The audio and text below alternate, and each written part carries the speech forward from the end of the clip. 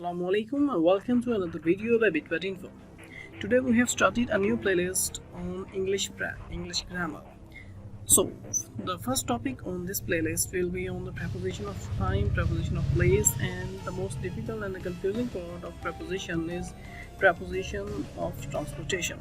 So the basic preposition that we will cover today is in, on, at, and by. So let's start the video without wasting any time. So first of all, we will talk about the preposition of time with respect to at, in and on.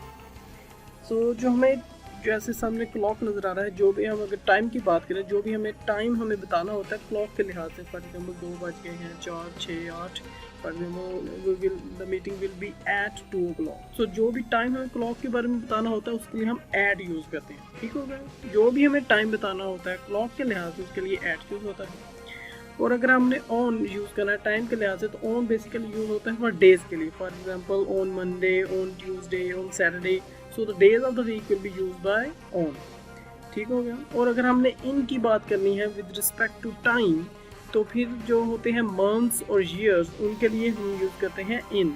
For example in July, in September, in December. So all these things will be used for these things. ठीक हो गया. तो इधर से हमें basic difference का पता चल गया ऑन, इन और एट का. जो एट है वो स्पेसिफिक टाइम ऑफ क्लॉक को बताता है. फॉर एग्जांपल 2 बजे मीटिंग है, 4 बजे, एट 2 o'clock, एट 7 o'clock. जो इन है वो हम यूज़ करते हैं मंथ्स के लिए और ईयर्स के लिए. और जो हमारे पास ऑन है वो हम यूज़ करते हैं डेज़ के लिए. For example Monday, on Saturday, on Tuesday. So these will be use for on. So here we get the difference. So if we are talking about the by, the preposition of time with respect to by हमें बताता है end of time. ठीक हो गया. कि कोई भी चीज़ किसी भी टीम का end of time, for example at the end, by the end of the meeting, by the end of the year, by the end of the time. So all these times that show end of the time will be represented by the by. So I hope you get the difference of the and you have get the knowledge of preposition of time with respect to on, in, at and by. At will be used to show the time, in will be used in months and years, and on will be used for days. और जो by है वो end of the time show करवाता है. The next we will discuss is the preposition of place. Preposition of place with respect to on, in, at and by. अगर हम on और on की बात करें प्रेपोजिशन ऑफ प्लेस के लिहाज से, जो हमारे पास ऑन है वो हम यूज़ करते हैं किसी, फॉर एग्जांपल अगर कोई चीज़ किसी सरफेस के ऊपर पड़ी हुई है तो उसके लिए हम ऑन यूज़ करेंगे. ठीक है. For example the glass is on the table. As you can see in the picture that is the toy is on the table. कि जो टॉय है वो टेबल के ऊपर है. कोई भी चीज़ किसी सरफेस के ऊपर पड़ी हुई है तो उसके लिए हम ऑन यूज़ करते हैं. ठीक हो गया. और इन यूज़ करते हैं अगर कोई चीज़ इनसाइड द बाउंड्री है, किसी चीज़ की इनसाइड द बाउंड्री है. For example in the room, in the class, in the school, in the house. किसी भी बाउंड्री के अंदर कोई चीज़ है उसे के लिए हम इन यूज़ करते हैं. For example the toy is in the box. ठीक है.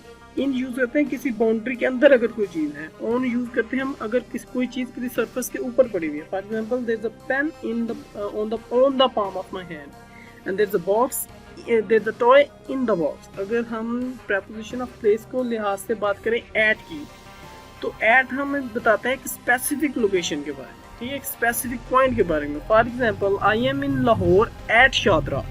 सो the specific location will be represented by at. ठीक हो गया. अगर हम इसकी बात करें इनकी, फॉर एग्जाम्पल मैंने पहले बताया in the house, in the room. अगर हम ऑन की बात करें किसी सरफेस के ऊपर, on the roof, on the wall, on the floor, on the table. So on the surface, किसी भी सरफेस के ऊपर ऑन, किसी चीज़ के अंदर, किसी बाउंड्री के अंदर इन, और किसी स्पेसिफिक पॉइंट को बताना हो, किसी बाउंड्री के अंदर किसी स्पेसिफिक चीज़ को बताना हो, उसके लिए हम एट यूज़ करते हैं. ठीक है. For example in UK at Amsterdam, in school at class 4. So all these things that show a specific location will be used for at. So here we get the knowledge of the preposition of place with respect to in, on and at. In is used when we are talking about something inside the boundary. and on will be used for when we're talking about that something is placed on the surface of another, and at is used to represent the specific location. ठीक होगा कि जो specific location के बारे में बात करते हैं हम, वो हमें बताता है at. और अगर हम preposition of place की बात करें with respect to by, कि by हमें क्या शो करवाता है preposition of place में, तो जैसे पहले मैंने टाइम के बारे में बताया कि बाय बताता है एंड ऑफ टाइम, लेकिन जो प्लेस के लिहाज से प्रेपोजिशन ऑफ प्लेस में बाय का काम है वो ये है कि नियरनेस को शो करता है। कोई चीज़ नियर पड़ी हुई है, कोई चीज़ नियर है किसी चीज़ के, सो फॉर नहीं है, उसके बारे में बात करता है। For example in this picture we can say that the ball is placed by the box, कि जो बॉल है वो बॉक्स के करीब पड़ी हुई है। किसी भी चीज़ को जो दोनों का डिस्टेंस, जो शॉर्टेस्ट डिस्टेंस के बारे में बात करती है वो बाय बताती है। ठीक है, for example the Lahore is by the river Ravi. I have a tent by the river, कि जो रिवर के साथ मेरा टेंट है, कि जो लाहौर है वो रावी रिवर के साथ है। जो प्लेस के बारे में जो नियतनेस को शो करवाती है प्लेस, वो बाय के साथ यूज होती है। ठीक हो गया, तो हमें इस ओवरऑल डिफरेंस का पता चल गया कि प्रेपोजिशन ऑफ टाइम कहाँ पे यूज होती है, at, in, on and by, और प्रेपोजिशन ऑफ प्लेस में एट, इन, ऑन एंड और बाय कहाँ यूज होता है। ठीक हो गया, और नेक्स्ट हम बात करते हैं जो कि मोस्ट डिफिकल्ट और कंफ्यूजिंग पार्ट है, वो है प्रेपोजिशन ऑफ ट्रांसपोर्टेशन, कि जो ट्रांसपोर्टेशन में प्रेपोजिशंस हम कैसे यूज करते हैं। सो इधर से हमने बेसिक में आपको बताने लगा कि जो बड़ी ट्रांसपोर्ट होती हैं, जो कि बड़ी ट्रांसपोर्ट है, जो पब्लिक बड़ी ट्रांसपोर्ट, पब्लिक में बड़ी ट्रांसपोर्ट है, for example planes, trains, boats, buses, these are the big vehicles for the public transport.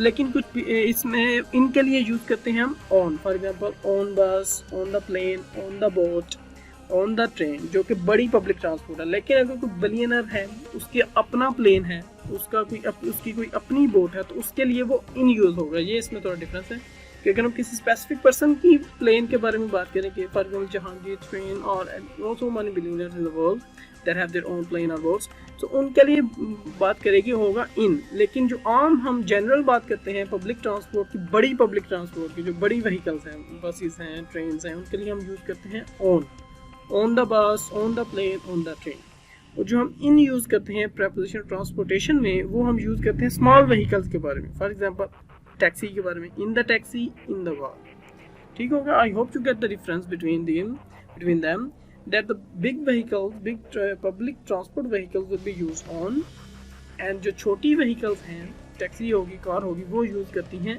in।